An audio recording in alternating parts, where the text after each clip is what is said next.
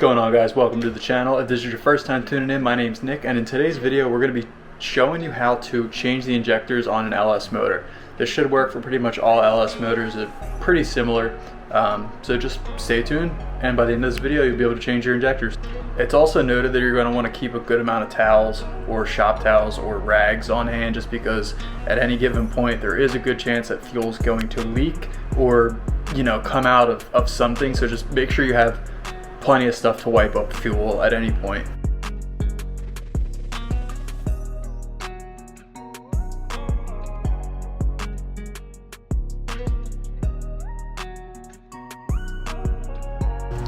Alright, so the first step is going to be to isolate the fuel. You have to isolate both the fuel return and the fuel feed. On my car it looks a little bit different than stock. I'll post a picture of what it looks like stock.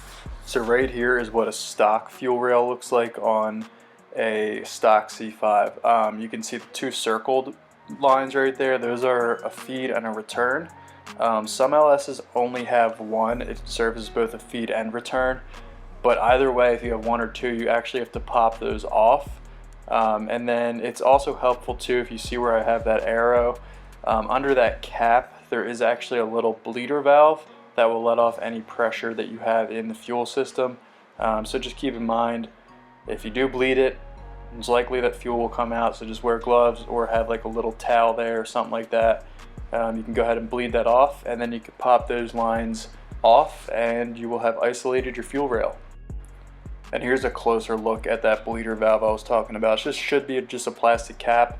You just screw that off, and then you can push in the little pin and it'll bleed off any pressure. It's also possible the cap's not there, so if it's not there, don't be concerned. You can still release the pressure. It's not a big deal. But I went ahead and disconnected the fuel feed right here and just emptied it into this cup. And once you isolate it, then you can go ahead and start taking off the fuel rail. Alright, so after you isolate the fuel intake and return, you're going to want to remove the plugs for each injector. And now on this one, it's actually super simple. There's just a little metal clip here that you push in with your thumb and it'll pop right off. There might be a little bit of a different clip style on other motors, but if you need to, just grab like a little flathead and pop the clip off. And then you're going to want to make sure that it stays on the connector, just so that when you go to put them back on, it'll be much easier.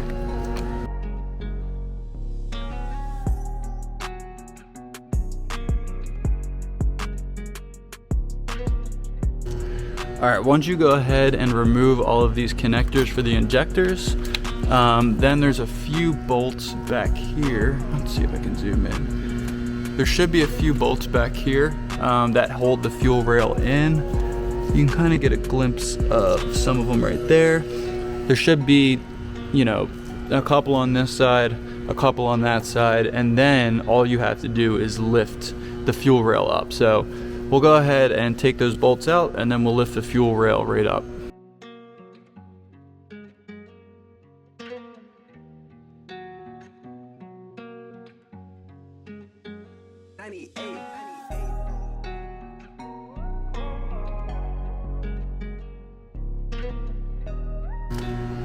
Alright, so the next step you're going to want to do is to actually remove all of your injectors.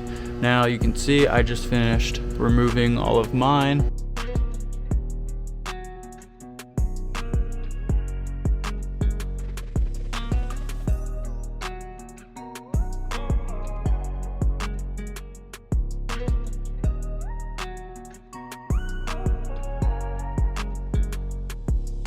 The injectors sit right in here, and then up on the fuel rail there's another little spot where it pops in. So it'll pop into the fuel rail and it'll pop into the motor down here. You're going to want to remove them all, and most cars, the fuel rail at this point will actually be able to just lift up and you can place it down and replace the new ones on a table or something. My particular setup, I'm not able to remove the rail, so I'm just going to pop all of mine back in here and then pop them back into the engine, and then we'll be good to go.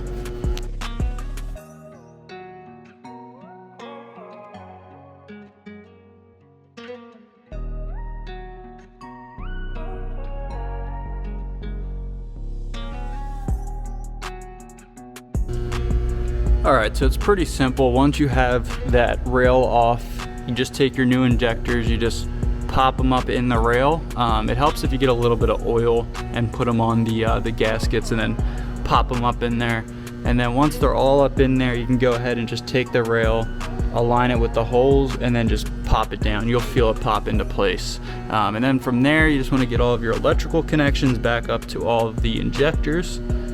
And then you want to go back and tighten down the 2 bolts on either side. So you can see one of them there. And there's another one somewhere down in there. So you just want to go ahead and tighten those back up. That way the fuel rail doesn't move. And then guess what? You successfully changed your own injectors. Congratulations.